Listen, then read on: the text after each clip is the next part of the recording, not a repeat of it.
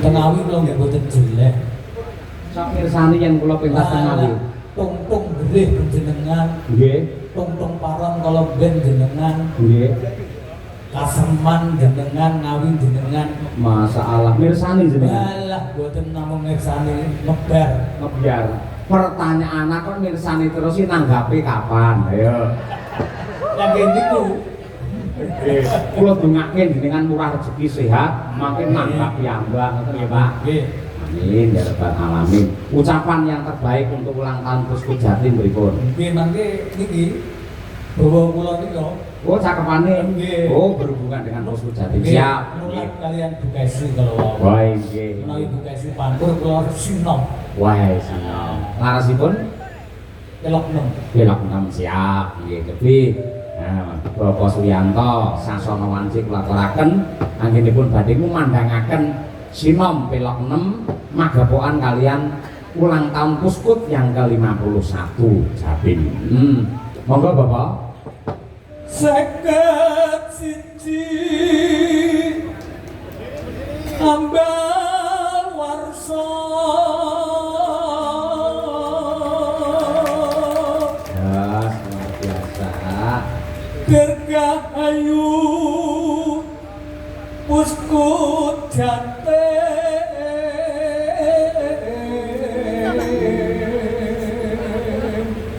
Senengane mirsani wayang wae suarane apik kaya ngono. Ha iya, kuwi urung lek nanggap lho. Ha iya. Suarane kena saya jos. Nggih. Mangke sehat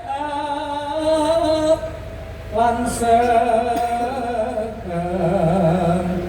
dosa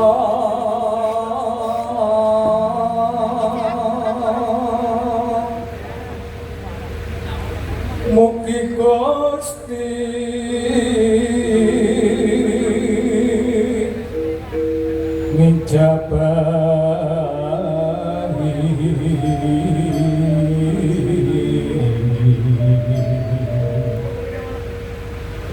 monggo sami den udi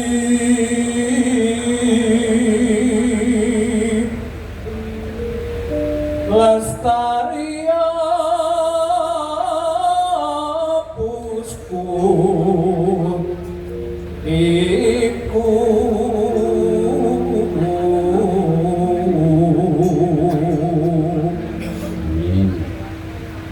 seranane temen makarya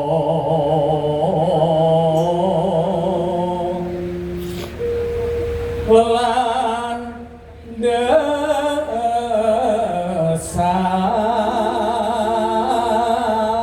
desan visi misi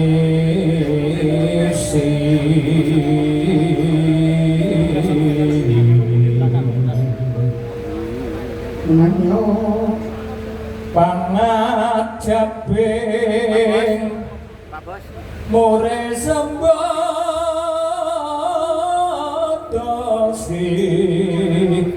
najo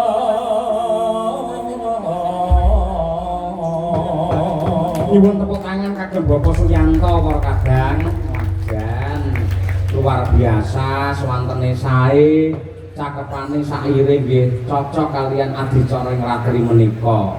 menika dipun dawahaken wonten lagu menika Menapa?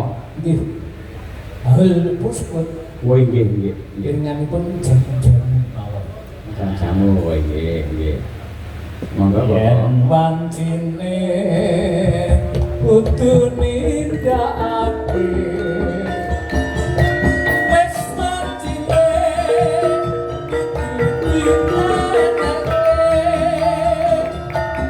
iku pancen bertanggung jawaban bukti amanah saka anggotane kasebut kang aran RAT dapat anggota tau nang perkite